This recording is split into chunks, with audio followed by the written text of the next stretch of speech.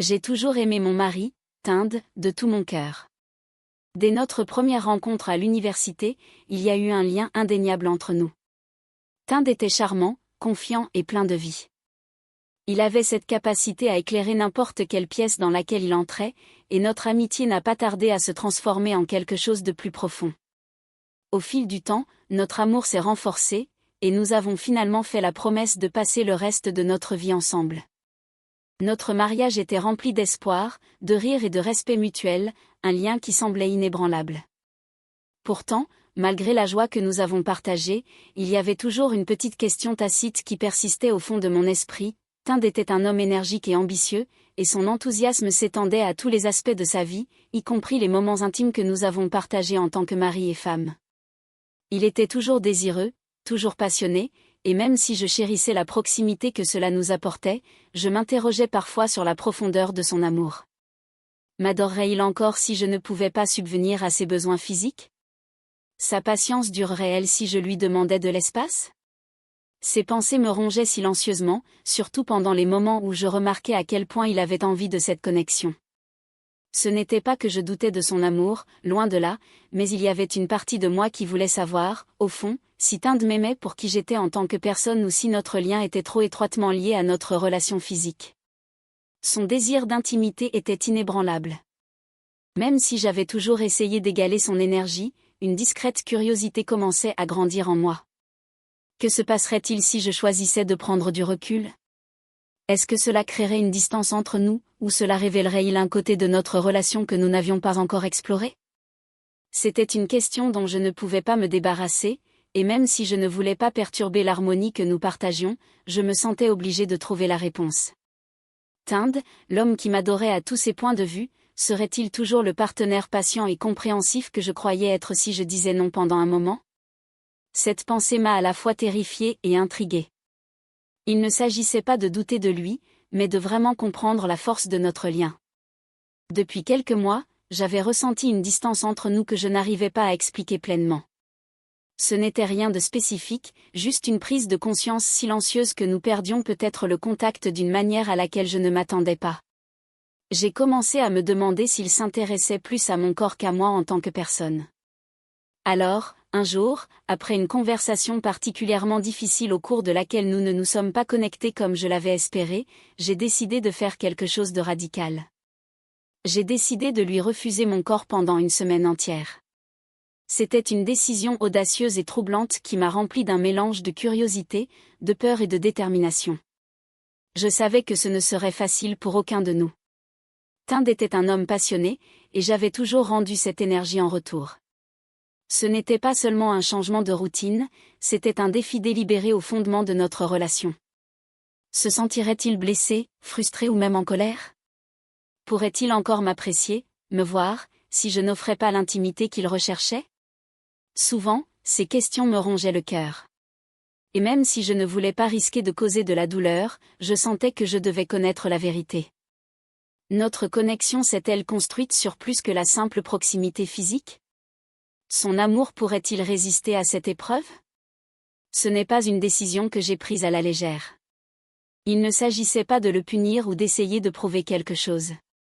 Il s'agissait de trouver de la clarté, de découvrir une compréhension plus profonde du lien que nous partagions.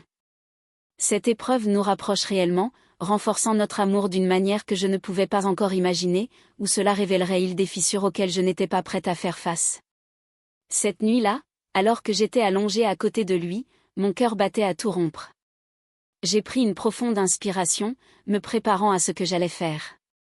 Tind, comme d'habitude, m'a tendu la main, son contact familier et chaleureux, une invitation silencieuse à l'intimité que nous avions toujours partagée.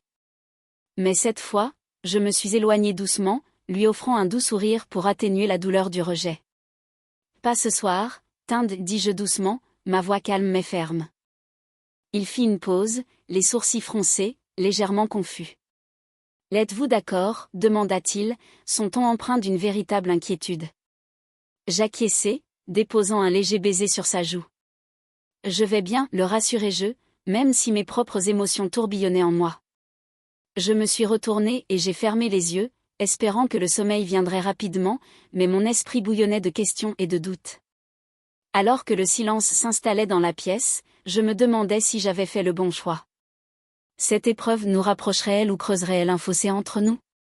Seul le temps nous le dirait, mais pour l'instant, je gardais l'espoir que ce voyage révélerait la force de notre amour d'une manière à laquelle aucun de nous ne s'attendait. Tind semblait confus, mais je ne lui ai pas expliqué. Je l'ai simplement embrassé sur la joue et je me suis couché. La première nuit a été la plus difficile de toutes. Tind avait toujours été si aimant et attentionné, et son contact était chaleureux et familier. Alors que nous étions allongés sur le lit, sa main reposait doucement sur ma taille, comme toujours. Ce n'était pas seulement une habitude, c'était sa façon de montrer à quel point il se souciait de moi. Je pouvais le sentir bouger légèrement, son corps se rapprochant du mien. C'était un geste silencieux, une manière de demander sans mots. Il n'a rien dit, mais je savais ce qu'il voulait. C'était le genre de proximité que nous avions toujours partagée, celle qui nous faisait nous sentir connectés et aimés. Mais cette fois, je n'ai pas répondu. Je restais immobile, mon cœur battant un peu plus vite alors que j'essayais de tenir bon. Ce n'était pas facile de s'éloigner de quelque chose d'aussi familier et d'aussi réconfortant. J'avais l'impression d'enfreindre une règle tacite entre nous, et ça faisait mal de le faire. Le silence dans la pièce était lourd, presque comme une épaisse couverture. Je me demandais s'il dirait quelque chose, s'il me demanderait pourquoi j'agissais ainsi. Une partie de moi le voulait, mais une autre partie avait peur de la conversation qui pourrait suivre. Pendant un moment, Tind resta silencieux, puis il poussa un léger soupir. Le son était doux, mais portait un poids qui me serrait la poitrine. Je pouvais dire qu'il était confus, peut-être même un peu blessé. Mais il ne m'a pas poussé. Au lieu de cela, il bougea légèrement, me laissant de l'espace, et la pièce redevint silencieuse. Alors que j'étais allongé là, regardant dans l'obscurité, je ne pouvais m'empêcher de me demander si j'avais fait la bonne chose. Ce test était censé nous aider, mais c'était déjà si dur. Notre amour pourrait-il gérer ça? Pouvions-nous gérer cela? Seul le temps nous le dirait, mais pour l'instant, je devais être forte. Tind se tourna, me tournant le dos, et la pièce redevint silencieuse. Je pouvais dire qu'il pensait à ce qui venait de se passer, mais je ne l'ai pas poussé. Je ne voulais pas lui mettre de pression. C'était mon test, pas le sien. Le lendemain matin, il n'en a pas parlé. C'était comme s'il avait accepté mon refus, mais je pouvais dire que quelque chose avait changé. Il y avait une distance, un petit espace entre nous, même si nous parlions encore et vivions les mouvements de notre vie quotidienne. Le deuxième jour ressemblait beaucoup au premier. Le matin, nous nous sommes assis ensemble à la table à manger, partageant un petit déjeuner tranquille. Tind a raconté une blague idiote sur quelque chose qui s'était passé au travail, et nous avons ri comme toujours. Pendant un instant, j'ai eu l'impression que tout était normal entre nous, comme si rien n'avait changé. Mais au fil de la journée, j'ai commencé à remarquer de petits signes de tension. Tind n'a rien dit d'ample, mais c'était là, dans sa façon d'agir. Ses yeux me suivaient d'un peu trop près, surtout quand je passais devant lui, vêtu d'une robe légèrement ajustée. Il ne m'a pas regardé, mais la façon dont il m'a regardé en disait plus que les mots ne pourraient jamais le faire. Ce n'était pas seulement de l'admiration, c'était un désir ardent, une question silencieuse qu'il ne posait pas à voix haute. Les paroles de Tind étaient également différentes. Il glissait de petits commentaires ludiques, complimentant mon apparence ou me taquinant d'une manière qui l'amenait généralement à me rapprocher. « Tu as l'air en très bonne forme aujourd'hui », dit-il avec un sourire, sa voix portant ce ton doux et suggestif qu'il utilisait lorsqu'il voulait susciter l'intimité. Mais cette fois, je n'ai pas réagi comme je le ferais normalement. Au lieu de flirter en retour ou de m'appuyer sur son contact, j'ai souri poliment et j'ai rapidement changé de sujet. Tind n'a pas poussé, mais j'ai pu voir le changement subtil dans son expression, une lueur de confusion, peut-être même d'irritation, qui a disparu aussi vite qu'elle était apparue. À la fin de la journée, le poids de mes actes a commencé à peser sur nous deux. Même si Tind ne s'est pas ouvertement plaint ni demandé d'explication, sa frustration discrète était claire. C'était dans sa façon de s'attarder près de moi, espérant que je pourrais changer d'avis. C'était dans la façon dont son rire s'estompait un peu trop tôt au cours de nos conversations, comme s'il était distrait par quelque chose de non dit. Je sentais la distance entre nous grandir, mais je tenais bon. C'était mon test, après tout. J'avais besoin de voir à quel point notre amour pouvait durer, même si c'était dur pour nous deux. Pourtant, je ne parvenais pas à me débarrasser du malaise qui s'insinuait dans mon cœur. Est-ce que ça irait pour nous, ou étais-je en train de créer, sans le savoir, un mur entre nous que je ne saurais pas briser? Lorsque je refusais à nouveau, cette fois un peu plus fermement, je vis un bref éclair d'irritation traverser son visage. Il n'a rien dit tout de suite, mais m'a longuement regardé avant de se détourner pour se coucher. « Pourquoi, bébé ?» demanda-t-il finalement, la voix basse. Je m'arrêtai, prenant une profonde inspiration. Je savais que ce moment viendrait, et je devais être honnête. Même si je me sentais vulnérable, je te teste, dis-je doucement. Tu me testes? Il semblait presque confus. Oui, murmurai-je. Je veux voir si tu m'aimes toujours si je ne t'offre pas ce que tu veux. Tind resta silencieux pendant un long moment. La tension entre nous était palpable. Je pouvais sentir mon cœur battre plus vite alors que j'attendais sa réponse. Serait-il blessé? Comprendrait-il finalement? Il parla, sa voix un peu plus douce qu'auparavant. Je n'ai pas besoin que tu me testes, bébé. Je t'aime, mais je te veux aussi. Je n'y peux rien, et tu me manques.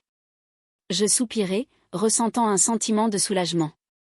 Je voulais juste savoir si tu pouvais m'aimer au-delà de ça, si tu pouvais m'aimer même quand je dis non. Je t'aime, dit-il en tendant la main pour toucher ma main, mais je ne peux pas mentir, c'est difficile de ne pas avoir cette intimité avec toi. Le 4e jour, j'ai commencé à ressentir le poids de mes propres actions. Le renier avait créé une sorte d'espace étrange entre nous, un espace qui n'était pas seulement physique, mais aussi émotionnel. Nous parlions toujours, mais il y avait une tension sous-jacente à laquelle je ne m'attendais pas. Tind n'était pas en colère contre moi, mais je pouvais voir à quel point cela commençait à l'affecter. La façon dont il me regardait, les touches subtiles qui étaient autrefois si naturelles, semblaient maintenant hésitantes, comme s'il ne savait plus comment m'approcher. J'ai commencé à me demander si mon test en valait la peine et si cela avait fait plus de mal que de bien, et si j'avais mal calculé et que je l'avais repoussé d'une manière que je ne pouvais pas réparer. Ce soir-là, alors que nous nous asseyions pour dîner, j'ai décidé que je devais lui parler à nouveau. « Pouvons-nous parler ?» ai-je demandé, ma voix calme. « Bien sûr, » répondit-il en posant sa fourchette. « À propos de quoi ?» Je l'ai regardé, cherchant les mots. Je ne voulais pas te faire de mal. J'avais juste besoin de savoir si tu m'aimais pour qui je suis et pas seulement à cause de. Eh bien ça, dis-je en désignant l'espace entre nous. Je suis désolée si cela a été dur pour toi. Tind sourit doucement, une expression douce qui me fit mal au cœur. Je comprends, bébé, mais tu n'as pas besoin de me tester. Je t'aime et je veux être avec toi. Je veux juste savoir que nous sommes toujours connectés. Et tu me manques, acquiesçai-je, sentant un sentiment de soulagement m'envahir. Nous aussi, nous nous manquons. À la fin de la semaine, je me suis retrouvée à réfléchir à tout ce qui s'était passé et j'ai réalisé quelque chose de surprenant. Mon test avait fonctionné, mais pas comme je l'avais imaginé. Il ne s'agissait pas seulement de proximité physique ou de preuve d'amour. C'était devenu quelque chose de bien plus important. Cette semaine nous avait forcés, Tind et moi, à approfondir notre relation. J'avais sous-estimé à quel point il me chérissait, pas seulement pour des raisons physiques, mais aussi pour le lien que nous partagions. Son désir de mon affection n'était pas seulement une question d'intimité, il s'agissait de la façon dont nous nous connectons, du réconfort que nous nous apportions les uns aux autres et de la proximité qui faisait de nous une équipe. En même temps, je ne m'attendais pas à ce qu'il me manque, les petits moments, son contact doux, la chaleur de son étreinte, la façon dont il semblait toujours être là pour moi. Cela avait laissé un vide auquel je ne m'étais pas préparée. Sans son affection, j'avais l'impression qu'il manquait quelque chose d'essentiel, comme si nous étions tous les deux perdus dans le silence que nous avions créé. Cette expérience m'a ouvert les yeux sur quelque chose d'important, notre relation ne se limitait pas à ce que nous nous donnions physiquement. Il s'agissait de comprendre les besoins de chacun, d'apprendre à communiquer ouvertement et de ne jamais prendre pour acquis l'amour que nous partagions. Ce qui a commencé comme un test est devenu une leçon, un rappel de combien nous avions besoin les uns des autres et à quel point nous nous apprécions. Lors de la dernière nuit de mon test auto-imposé, le poids de la semaine pesait lourdement sur mon cœur alors que j'étais allongée là, dans l'obscurité silencieuse. Je me suis tournée vers Tinde, son dos me faisant face, ses larges épaules se soulevant et s'abaissant à chaque respiration régulière. Cela m'a brisé le cœur de le voir ainsi, silencieux et renfermé, comme s'il s'était résigné à l'idée que c'était ainsi que les choses allaient désormais se dérouler entre nous.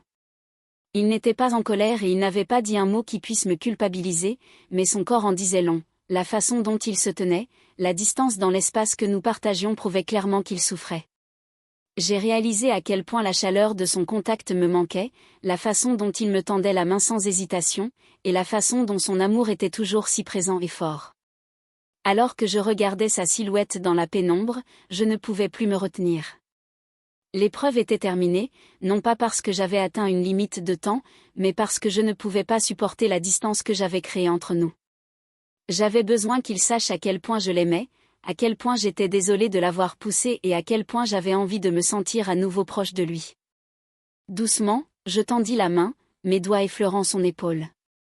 Il remua légèrement, mais ne se tourna pas vers moi, comme s'il ne savait pas trop à quoi s'attendre. Rassemblant mon courage, j'ai murmuré doucement, « Tinde, je suis désolée. » À ce moment-là, la tension que j'avais ressentie toute la semaine semblait se fissurer, et j'espérais que lui tendre la main maintenant guérirait l'espace entre nous. Mais je ne pouvais pas le laisser penser ça. Je ne pouvais pas le laisser se sentir rejeté pour toujours. Alors, je l'ai doucement tourné vers moi et lui ai murmuré, « Je suis désolée de t'avoir testé, Tinde. Je t'aime et je veux être proche de toi. » Il ouvrit les yeux, surpris, puis sourit en me prenant dans ses bras. « Je t'aime aussi, bébé. » Et c'était tout ce que j'avais besoin d'entendre. L'épreuve était terminée. Il ne s'agissait pas de la semaine du déni. Il s'agissait pour nous de redécouvrir ce qui comptait, nous étions plus que de simples corps, plus que de simples désirs, nous étions des partenaires apprenant à nous aimer grâce à la patience, à la compréhension et au respect. Les jours qui ont suivi mon test ont été comme la découverte d'un trésor caché dans notre mariage. Quelque chose avait changé entre Tinde et moi, quelque chose de plus profond et de plus significatif. Il ne s'agissait plus seulement d'être proches physiquement, il s'agissait de vraiment se comprendre et de se valoriser d'une manière que nous n'avions jamais explorée auparavant. Nous avons commencé à parler plus ouvertement de tout, de nos peurs, de nos rêves, de nos sentiments. Les conversations qui semblaient autrefois précipitées ou incomplètes se déroulaient désormais facilement. Tinde me parlait de ses espoirs pour l'avenir, et je me retrouvais à partager des pensées que je n'avais pas exprimées depuis des années.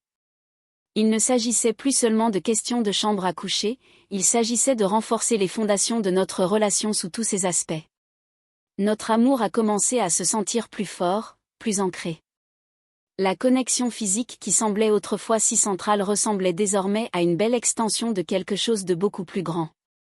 Nous n'étions pas seulement partenaires dans le mariage, nous étions partenaires dans tous les sens du terme, émotionnellement, spirituellement et intellectuellement. Grâce à ce voyage, j'ai réalisé que nous avions tous les deux réussi le test. Il ne s'agissait pas seulement de tester la patience et l'amour de Tinde, il s'agissait pour nous deux d'apprendre à faire confiance, à communiquer et à grandir ensemble. Il s'agissait de prouver que notre lien était plus que superficiel, qu'il pouvait surmonter les défis et en ressortir encore plus fort. Et au final, ça a fait toute la différence. Notre relation n'a pas seulement été restaurée, elle a été renouvelée, nous laissant plus connectés que jamais.